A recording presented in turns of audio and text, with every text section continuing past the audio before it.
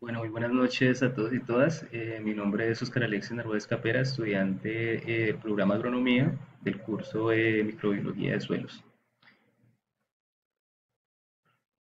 A continuación, vamos a hablar de un tema fundamental en la biología, ¿sí? Y en el desarrollo de los ciclos bioquímicos, y es la fijación biológica de nitrógeno. En sus siglas en inglés, FBN.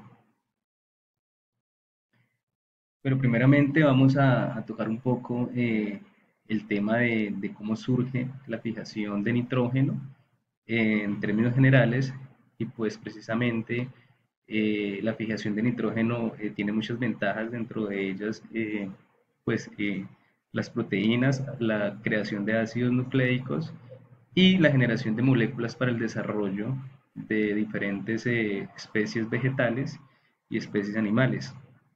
De manera que gran parte del nitrógeno que existe está de manera atmosférica, y actualmente en la biología las especies que tienen la capacidad de poder sintetizar o de poder fijar nitrógeno son muy pocas.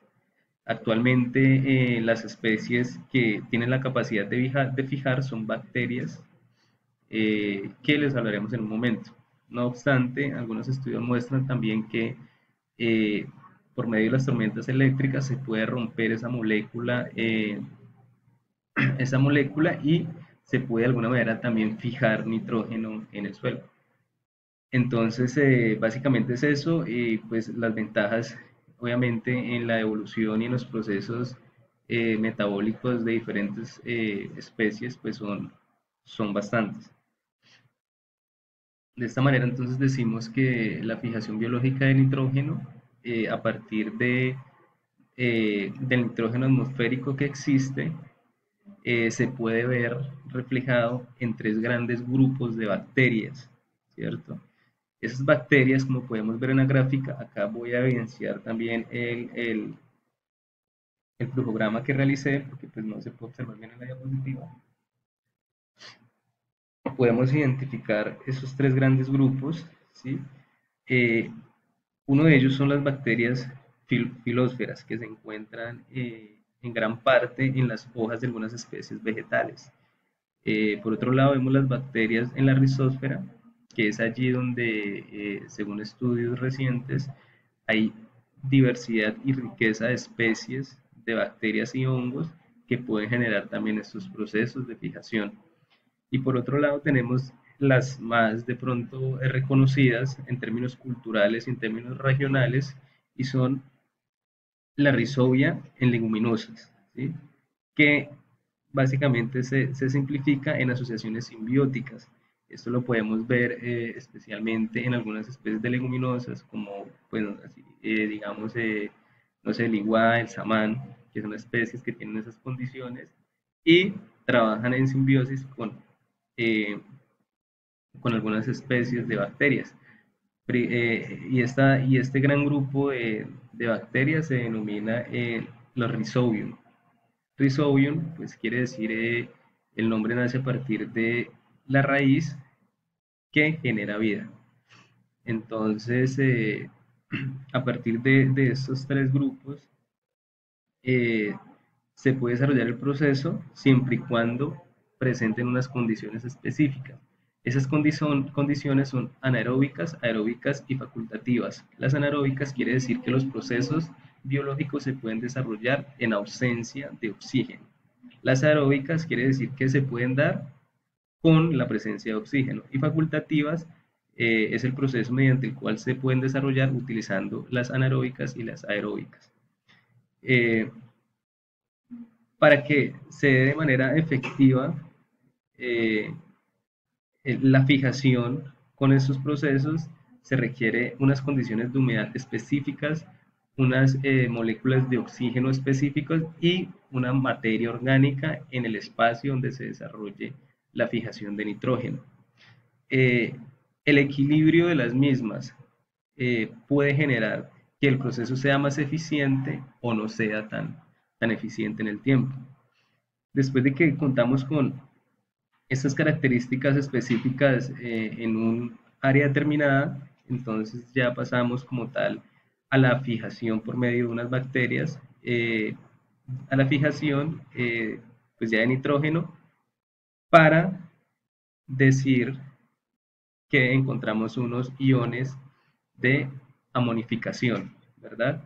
Y es ya cuando se empieza a transformar, cuando las materias empiezan a trabajar y a transformar esta molécula de nitrógeno, entonces se generan unos iones de amonio que a partir de ellos se oxidan generando una nitrificación de estas partículas, ¿cierto?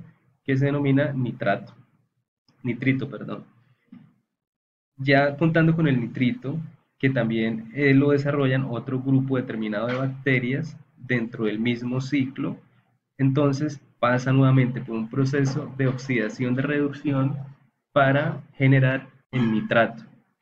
Y el nitrato, en términos coloquiales, viene a ser uno de los últimos procesos donde impulsa o le da la energía para que luego la planta pueda asimilar el nitrógeno, ¿cierto? Pueda asimilar ya como tal la partícula de nitrógeno en un elemento pues ya oxidado a partir de estos procesos.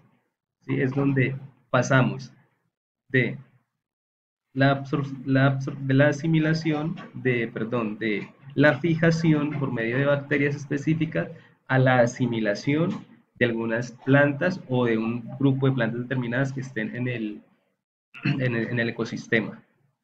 Pero en el proceso de nitrato que desarrollan un grupo de bacterias, se divide la desnitrificación, que también lo hacen otro grupo de bacterias, pero allí sí desarrollan lo que les especificaba hace un momento, se desarrolla por medio de eh, la ausencia de oxígeno, ¿verdad?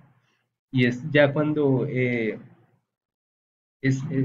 se realiza un proceso metabólico final, ¿sí? Para